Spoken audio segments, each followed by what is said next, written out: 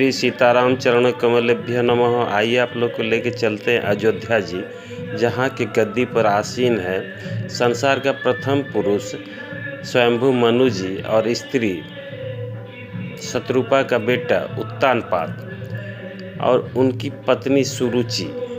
ये सिंहासन पर आसीन है। सुरुचि अपने बेटा गोद में ली हुई है।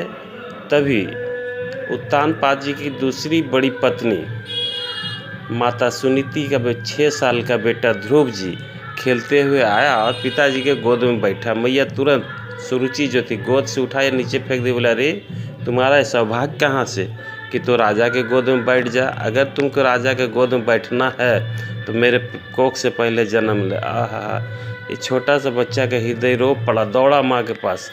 बोला, माँ क्या मैं राजा उत्तानपाद का बेटा नहीं? क्या तुम महाराज उत्तानपाद की पत्नी ने? बोला, बेटा सब ठीक है, बात क्या है? तो सारी बात बता दी कि माँ क्या बोली और कैसे की।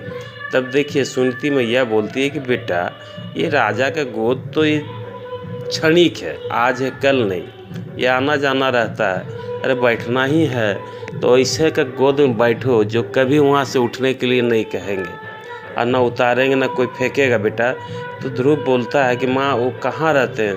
बोले, मेरे प्रभु है, वो राम जी का गोद है, कृष्ण जी का गोद है, तो कैसे मिलेंगे? मैया कहती है वो तपस्या से मिलते हैं बेटा, उसके लिए ध्यान करना पड़ता है, योगासन करना पड़ता है। मतलब कहाँ जाके करें माँ? बोले, बेटा तुम चले जाओ जंगल और वहाँ तपस्या करो। और उसी समय माँ को प्रणाम करता है भगवान को पाने के लिए और राज पाने के लिए पिताजी गोद में बैठने का आशा करके ध्रुव जी चलते हैं। रास्ता में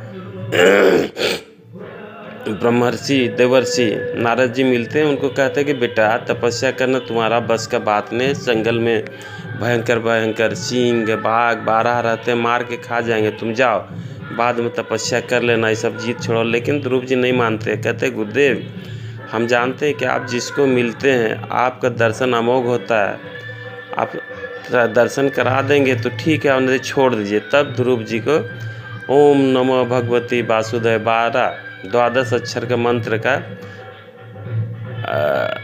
दान कर देता है। कहते हैं बेटा जाके इस मंत्र को जपो ध्रुव टीला में जमुना जी किनारे। बच्चा जाता 6 महीना तक भयंकर तपस्या करता है। फिर तो 6ठा महीना में हवा को रोक लेता है, भूख प्यास को मार देता है और एक पैर में ध्रुवासन लगाए खड़ा हो जाता है। संसार का सारा व्यवस्था ठप होता है। भगवान आते हैं ध्रुव का दर्शन करने। देवता से कहते हैं कि भैया तुम लोग घबराओ नहीं, मेरा एक भक्त का हम दर्शन करने जा रहे हैं, सब ठीक हो जाएगा, हवा पानी चालू होगा। ऐसे भक्त